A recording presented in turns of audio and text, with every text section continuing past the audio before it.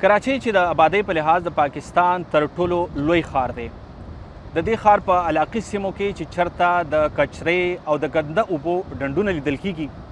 بل خوا د دې ښار په ساحلي سیمو کې اوس د سمندر د ککړتیا یا د ګندګۍ د وجې په لسګونو په شمیر کې دا سیپیانې هم دې ساحل ته راغلي دي او د تیرو څو نور هڅې هم دلته پرتې دي. په کراچۍ کې د سمندر په غاړه دې منظر د ځایي خلکو او سیلانیانو پام هم ځان ته اړولی دی. ساحل ته راغلي خلک وایي چې د سمندر ساحلونه د ښار د تفریح یو مهمه ځای وي، خو دلته د کچرې زیاتوالی د دې ساحل ښکلا او ارزښت هم کم کړی دی. دا علاقه دومره صفا سوتره وه، دومره مزیدار اوبه وې د دې ځي، دومره زبردست فضاییه او زبردست زه د سیکنډ ټایم چې موږ دلته راغلو، موږ د دې علاقې وزټ وکړو، موږ دا علاقه وکته، دومره بدبویي، دومره ګندګي، دومره دلته چې کوم دی دا اوبه هم چې کوم دی تکې تورې دي، بالکل میان هم چې کوم دی دې خو وګوره بیماریانو شکار دي. دلته چې کوم دی دا وګوره دا ځای ټول ګندګي، بیماري، بدبویانې دي، بالکل صفای نشته دی، صفای خو بالکل نشته دی، دا ایریا ټوله خرابه شوې ده. پوهان وایي چې سیپۍ سمندري ژوي دي چې عموماً د سمندر په تل کې ژوند کوي او د سمندر څپې، د هوا بدلون او یا هم د اوبو ککړتیا دا سیپۍ ساحلونو ته راوړي. خو کراچۍ کې د سمندر په غاړه د سیپیو ترڅنګ د پلاستیک خالي بوتلې، تیلی او نورې کچرې په لوی مقدار کې موجودیت د چاپیریال د ساتنې په اړه جدي پوښتنې راپورته کوي.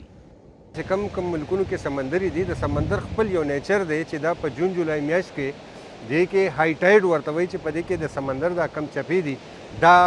تیزی شي، بیا د دې چې نو خپل د دننه خپل کم ګندګي ده، خپل کم د دې چې په ویښ کې مختلف سیپیانې دي یا مختلف چې څه قسمه ټریش دی دا بره راولي او بیا دا چپو سره ساحل ته راځي. په ټوله دنیا کې چې دی په دې میاشتو کې چې کم د ګندګي بر راځي، هغوی د هغې مؤثر هغه ټایم کې صفایي وکړي. خو پاکستان کې د دې تنظیم نشته چې دا صفایي همدغه شان دا ګندګي بار پرته وي چې څومره ټریش دی دا سمندر هغه په دې ساحل باندې پروت وي، د دې په وجه باندې د آلودګۍ مسایل جوړېږي. اوس که دا بر وخت د اوچت شي نو دا صفایي به وشي، خو کېږي دلته کې دا چې دا په بر وخت د دې صفایي ونه کړي شي نو دا بیا سمندر ته بیا دوباره دا کچره لړه شي او سمندر کې چې څومره چې دی مارغان دا څومره چې میان دي یا جینګاګان دي یا چې څومره دي هغه بیا د دې نه متاثره کېږي، نو هغوی ته هم نقصان دی. بیا په ساحل د دې چې بر وخت دا اوچت نه شي نو د دې په وجه باندې دلته کم انسانان ګرځي یا نور کم مارغان دلته کې راځي، هغه د دې نه متاثره کېږي او د دې چې اوورال کم ماحول دی په هغه ماحول باندې ډېر غټ اثرات پرېوځي. او دلته کې چې د کم مخکې په کراچۍ ښار کې آلودګي ده، د دې په وجه باندې چې آلودګي نوره سوه کېږي. د چاپیریال د ساتنې فعالان وایي چې د ساحلونو پاک ساتل یوازې د حکومت ذمہواري نه ده، باید عام ولس هم د خپل راتلونکي نسلونو د خوندیتوب لپاره خپل دا ساحلونه پاک وساتي. نیاز علي، مشال ډیجیټل، کراچۍ.